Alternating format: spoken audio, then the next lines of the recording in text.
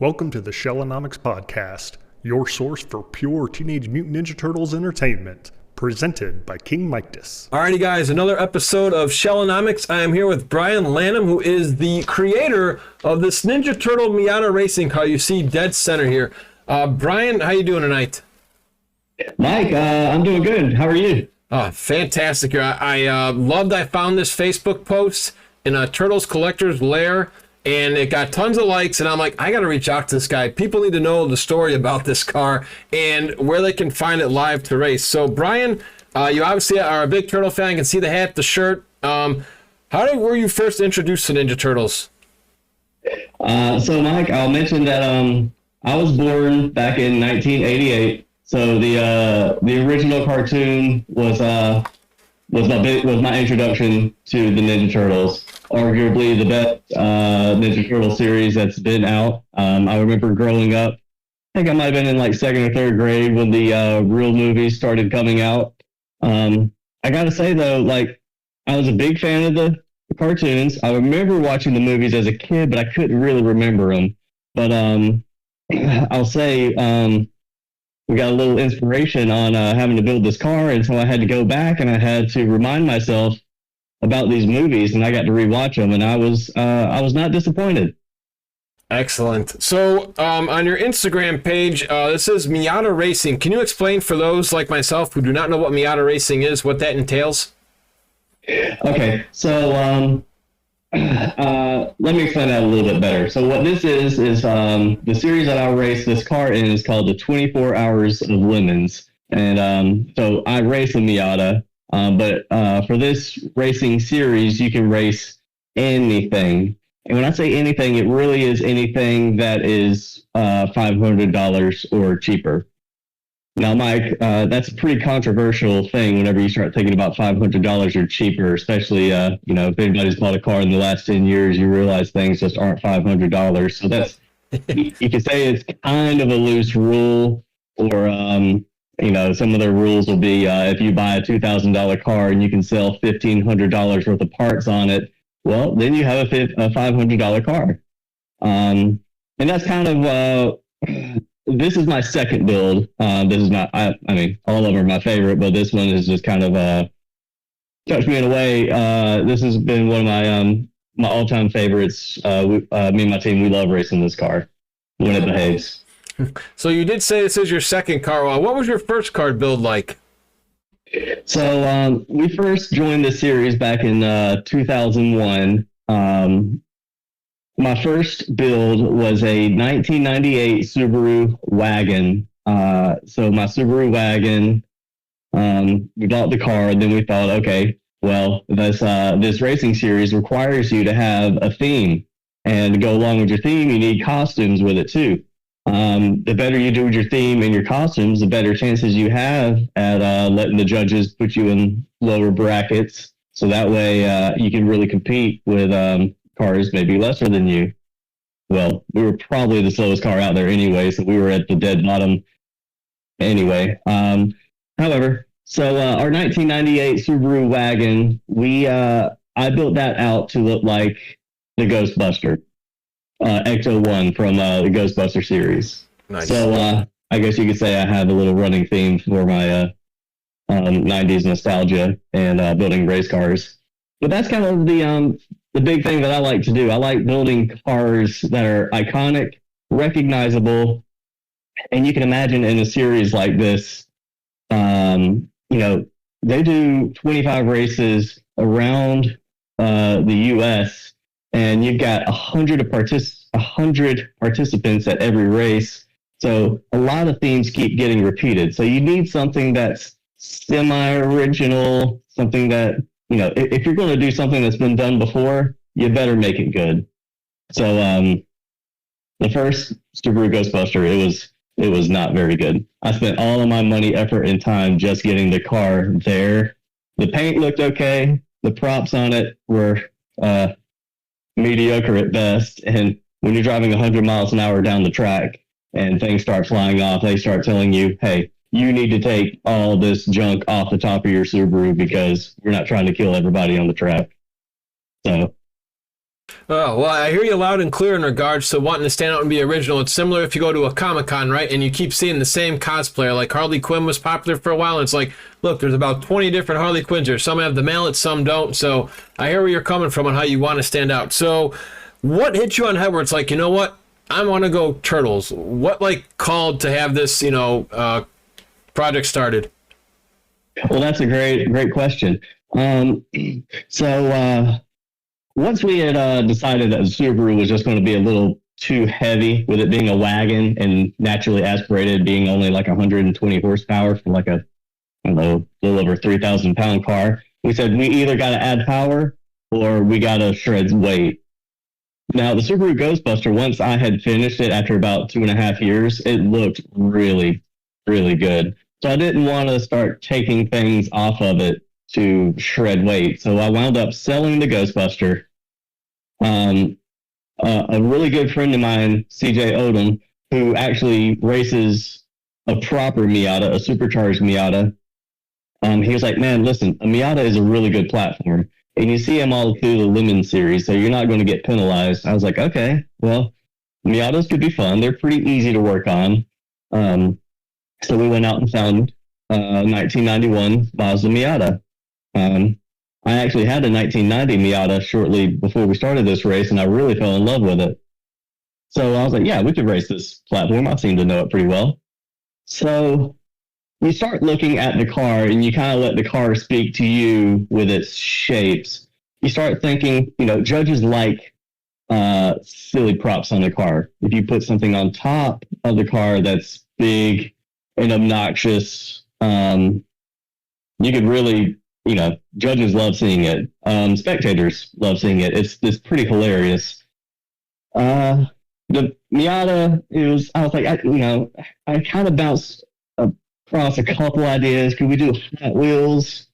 That would be kind of fun, but what hasn't been done, you start looking at 90s iconic cars. There's, the Batmobile, but that's way overplayed. You don't want to do Dukes of Hazzard again. So then I really started looking at it and started, I have to go through Google Images and just start looking up 90s iconic cars. And really, you got to start going through like page 8 or 9 because, again, you don't want the most common thing. And the Party Wagon pulled up, and I sat there and I looked at it. It's almost that like Volkswagen shaped van where it's got almost like a little bit of a rounded nose where the shell is up on the front. It's got the grin in the front, which a Miata has been notorious for having a smile. The Miata also has eyeballs with the pop-up headlights. And so I was just like, oh man, like I can almost start to see this layout on the Miata. And then I started to think, I was like, okay, what's really going to have to sell this is if I can do the shell in the front. Now, how can I do the shell in the front? And it had clicked to me. Like 2 days later, I was like, oh, you know what? I was like, I grew up playing in the sandboxes that, were the turtles. Yes. The turtle sandbox for people who didn't have big yards and that had that shell on it. I said, if I could find one of those shells and trim around the edges just a little bit, pop that right on the hood, it would give it something that the judges could see, but it wouldn't make the car unaerodynamic. So I was like, okay, before we go through with this paint job, let me get that shell. Let me make sure it's going to fit on here and not look ridiculous. Now, obviously, it looks ridiculous, but I mean, like, it's not going to like go past your body lines or something like that. 100%. So we just popped it on, and I was like, this works with every line on the car. And once I put that on, you could see the whole car just coming together. You could see the grin. You could see how the green kind of comes over the sides and rolls back over the doors. And I was like, yeah, this is something we're gonna push forward. And it gives you a great opportunity to have your costumes, and you don't have to go out and you don't have to try and make something brand new because. I mean, man, even like the Ghostbuster costumes, even when we had to find those things, it's like, okay, well, we can get a costume for $100, but if you really want to go cosplay level, I mean, you could spend up to $1,000 on a really good costume. You know what I mean? So No, 100%. So how long did this project take to come to be? Like, again, my dad actually was an auto body painter, so I am familiar with how long, painting can take. It might take multiple times to get it right. How many people also were on this project to help contribute? Or was this just a one-man show in regards to getting the paint, the hubcaps? And that's a really cool fact about that sandbox. Now I'm really thinking back. It was that big green turtle sandbox, right? That big green one with the big blue eyes or whatever? absolutely, Wow. that's it. That's cool. Okay. Uh, so, so we did our last race with the Ghostbuster in April. We brought it home, and about 2 weeks later, we kind of decided, okay, it's time for the Ghostbuster to go to its new home. So I went on the 24 Hours of Lemons forum. So if anybody's ever looking to do this sport, you can go onto the 24 Hours of Lemons forum page, and you can buy pre-built race cars, because it actually is a pretty lengthy process to build and to pass tech inspection. Which when I built the Ghostbuster, it was me building it. I had financial help from the rest of my team, but it really was just me in my shop with my my MIG welder and my own two hands, and building and painting, doing everything. So when we finished racing in April, we sold the Ghostbuster, and then in May, I bought the Miata, and it didn't run. It had flat tires. It was busted. It looked terrible. Like, we really literally rolled it out of a field onto a trailer, and I brought it home and just started disassembling everything. And then we fast forward to it, and with financial help from my team, with actual, like, it was me and my wife in the shop for, weekends on weekends on weekends, tearing everything apart, sanding things down, repainting things, figuring out what we needed to pass tech inspection. You got to have all your safety gear. We got to make sure the car is going to operate.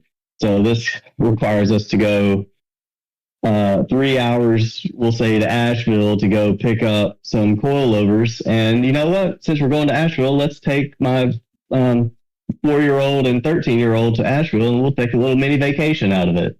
That's what happens a lot of times when I have to go do parts runs out of town, is we'll just take the whole family and we'll just go spend a day or two out of town. But really, selfishly, it's so that I can buy car parts for my race car. They don't seem to mind, though. They enjoy the trip. Oh, now while you're driving to get parts, are you driving this car to get the parts? Oh, no. Okay. Absolutely not. Okay. No. Now, a little side detour. I do like my cars to be street legal, because I like to take them for, like, if I want to take them to a local parade, or if I take them to local car shows, or to church trunk or treats. They make excellent trunk or treat candidates. So I do like my cars to be street legal, and this one is street legal. So we'll say from about May was when I started working on building it, and then we had it racing again next April. So 11 months was the total build from scrap to racetrack. Oh, wow. And I'm pretty sure I know the reason why now after talking to you, but can you tell us why you have the number 2 on your car? So the Ghostbuster was number 25, because that was a 2.5 liter engine. Number 2 for this one, simply because by the time we signed up for the race, it was between two numbers. It was between number 2 or number 314. Any nerds can guess why 314? I'm sure somebody will be able to comment that when they listen to this on Spotify and YouTube. I guarantee it, Brian.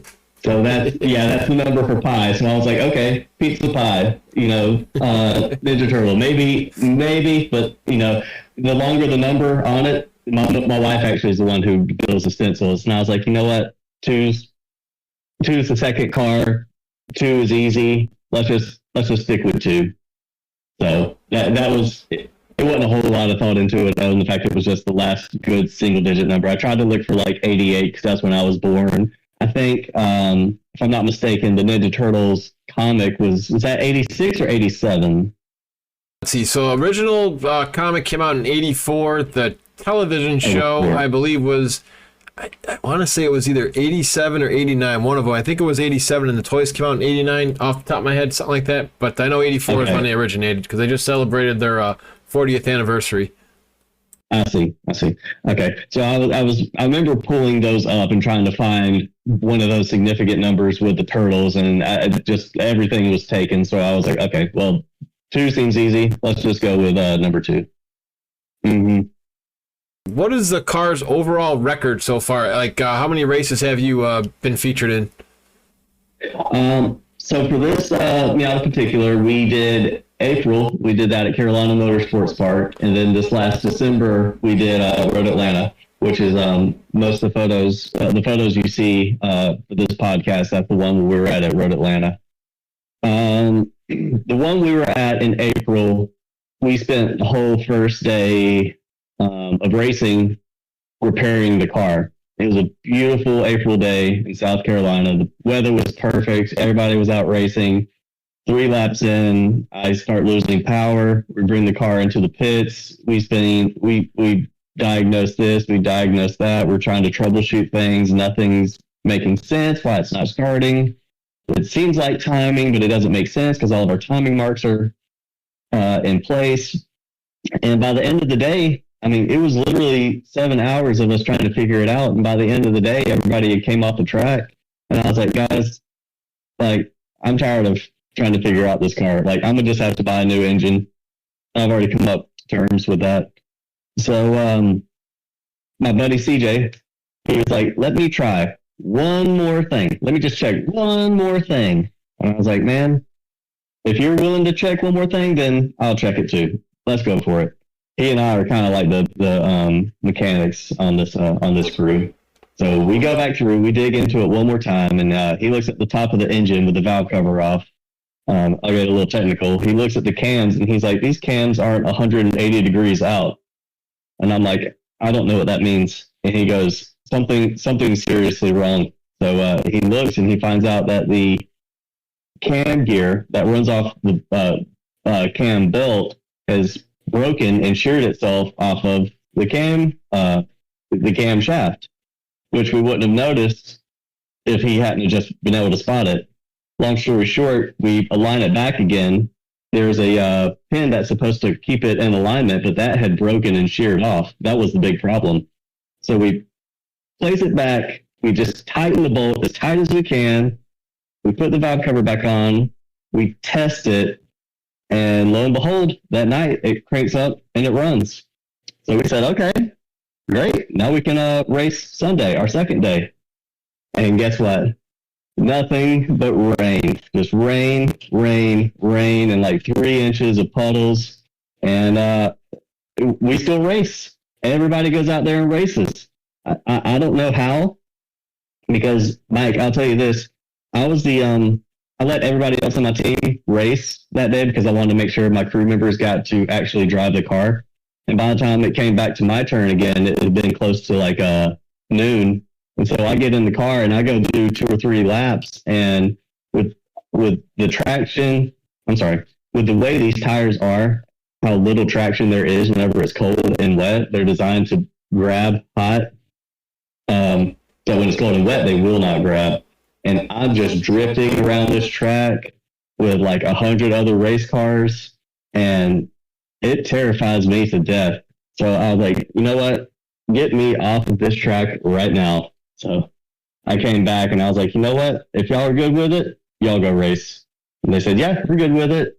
So that race, we came, let's see, I think there were 80 participants. We came in 60th. Now, when we went down to Road Atlanta, we did much better. The car ran much better Saturday and Sunday. We had good dry days of racing, and we gained top 10 in our class. We were class B, and we were 10th. So That's huge for us. We had never come that close because I kind of really honestly got into the sport. You mentioned it earlier. It's kind of like cosplay meets Mario Kart. Yeah.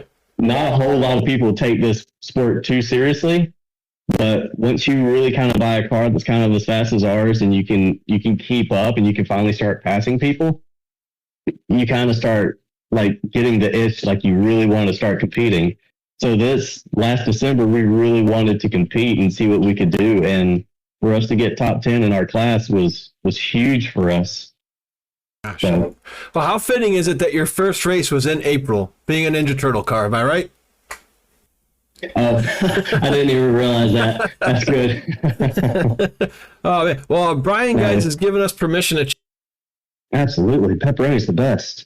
Quick question: do you think the Turtles would approve of pineapple on pizza? Me personally, no. I know it's a split on my Twitch feed and my YouTube feed. It usually goes 50-50. And for those listening, if you're ever looking for, whether, like to break the ice, whether you're on a date or just with your buddies, ask does pineapple belong on pizza? The conversation can go on for days. There you go. Okay. Well, then I will not. I'll have an opinion and I'll keep it to myself then. No problem. If you're a pineapple guy, it's okay. It's okay. Like I say, there's about pepperoni and jalapeno for me, and maybe bacon as well. Let's see, how did that happen? So you look at the photo of the turtle van. What am I thinking? Turtle van. What's the official name of the turtle van? I'm drawing a blank. Oh, turtle party wagon. Yeah, turtle van, party wagon. Yeah, it depends on where you're getting it from, right? Okay, so looking at the party wagon, it's got the pizza wheels, and so I think I had 3 people reach out to me on Instagram that were like, if you're going to do this thing and this is what you're basing it off of, you have to do the pizza wheels. And I was like, oh no, I don't know how I'm going to do that. Like, I know you can like hydro dip wheels and make it look like special, but I don't have any skill set for that. I don't know anyone that does that. I started like my painting skills. That's the best paint job I can do. It's not bad, but like, especially from like 40, 50 feet away, it looks pretty good. So I really was like, I don't want to have to paint these wheels and try and make them look like pizzas. So I was like, let me think about it. And so about 2 weeks later, I decided, went to Lowe's, and they had what's like this. It's almost like cardboard, built like cardboard, but it's like a plastic, and it's corrugated. And I was like, you know what? This is lightweight. This should be perfect. I can cut a perfect little circle. I can paint that, make it look like a pizza, and then we'll zip tie it to the spokes. Now, I'll tell you that we do not race with the pizza wheels. That's just for like the car shows and the pre-events and things like that, because I need my brakes to be able to breathe. Otherwise, we're going to have brakes on fire. But but we do have the pizza wheels. I got those on hot reserve in case we ever do car shows. Just break them out and zip tie them to the wheels. Very, very nice touch. Let's see. We're going to also pull up the Michael. Now, this is a Mikey helmet, right? That's orange, right? This is a Mikey helmet here we got pulling up. That's right. That's right. So, a Michelangelo helmet.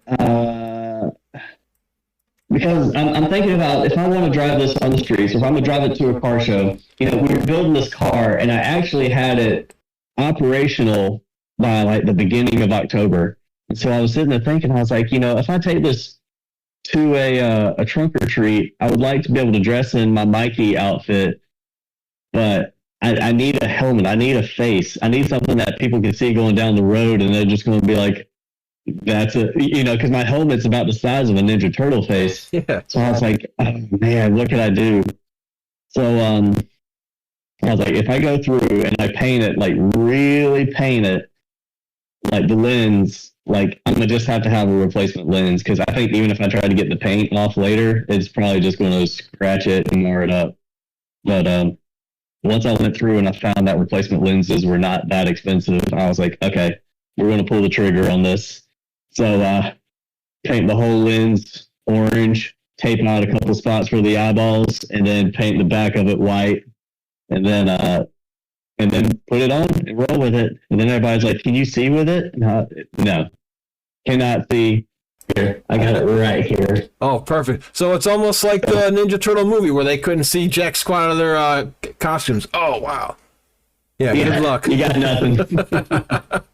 Oh, man. Well, thanks for that. I appreciate that, Brian, checking it out. Yeah, being able to take my kids to it, that's if the kids didn't enjoy it, my wife hated it. Like, it is so many times I'm on the Lemons pages, and so many, we'll say dads, or so many people want to do this kind of sport, and if your spouse is just not on board with it, I understand it. I get why you can't do it if your spouse is not on board, and thankfully I'm blessed that my wife is 100% in support. She's gone to a couple of these races with me, and she's all in. She likes dressing up. She likes going and meeting people. There are enough wives out there at this sport where she's going and she's making friends, but and she's great friends with everybody else on my team. So I'm very thankful that her and my kids just all over about it. This car is street legal. I can go and pick up my daughter from school, and when I had the Ghostbuster, I went to go pick up my daughter on Halloween one year, and a lot of kids are pointing at my car. And then I realized about 20 cars behind me is a orange Lamborghini, but the kids don't stop pointing at the Ghostbuster because that's not something you see every day. So in my mind, I felt like I won. At least I'm gonna stick to that gun at least. I would say so. We got your main page up on your Instagram. From this to this, just congratulations on your passion, your vision. I mean, it's just a lot of dedication there, Brian, and it seems like it's a great success. My next question for you is, what are your future plans and goals with this car? Okay. So I'll mention this last Atlanta race, we blew up the engine. We had maybe about 10 minutes left of the race, and my driver brings it in and says it's low on power. It's making a ticking noise. So we checked the oil. The oil decided it was not going to stick around for the end of the race. So I was like, oh no. But, it's already low on power and it's making ticking noises. So I made the call. I said, hey, let's put a gallon of oil back in this thing and we'll send it back out. We'll get this checkered flag. We fought too hard for it. So we put down we put in the oil, we send it back out. He gets us our checkered flag. He brings it back in. This thing's knocking hard. We bring it home. We drain the oil, and there's just glitter all in the oil. And if you're a car person, that means that the engine is toast. It's gone. So what we're going to do now is something that not a lot of people have done. A lot of the guys on my team reached out and they said, listen, we want to do something that's uncommon. I was like, well, that's kind of my nature. A lot of things we've been doing this far has been uncommon. They said, let's go with this engine swap. They said, let's take an engine out of a Hayabusa, 200 mile an hour bike, a Suzuki Hayabusa, and let's put that engine into the Miata. It's more powerful, it's lighter, and it has it's going to sound insane. It's going to sound like an Indy car. And I said, that's not a lot of people do it. We could do one of these easier engine swaps. And they said, no, let's go outside the box. Let's do something different. And I said, okay. So currently that's what we're working on. We have a Hayabusa engine sitting in my shop right now. I just removed from a motorcycle. We got a kit on the way to do the swap. And that's really going to, if this car didn't stand out before, now it's going to stand out in a crowd. It's going to sound insane. It's going to look insane. And we're just going to keep racing. We're going to keep having fun. We're going to keep trying new things.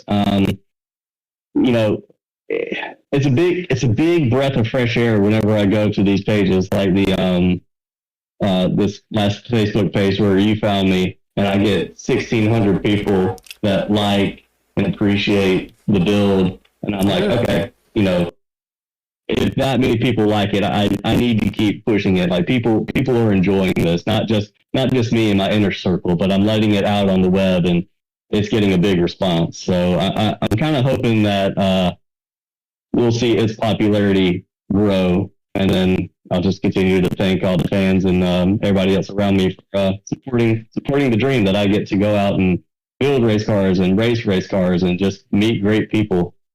So. Well, all the turtle fans are pulling for you, Brian, 100%. So if people wanted to see this car live in race, or do you bring this to Comic-Cons? And also, please plug all your socials and where people can find this, because I know you're going to be giving us updates on your Instagram, you know, as you do a little more creativity and when you're racing next. So please plug all your socials and where people can find this car to race live next.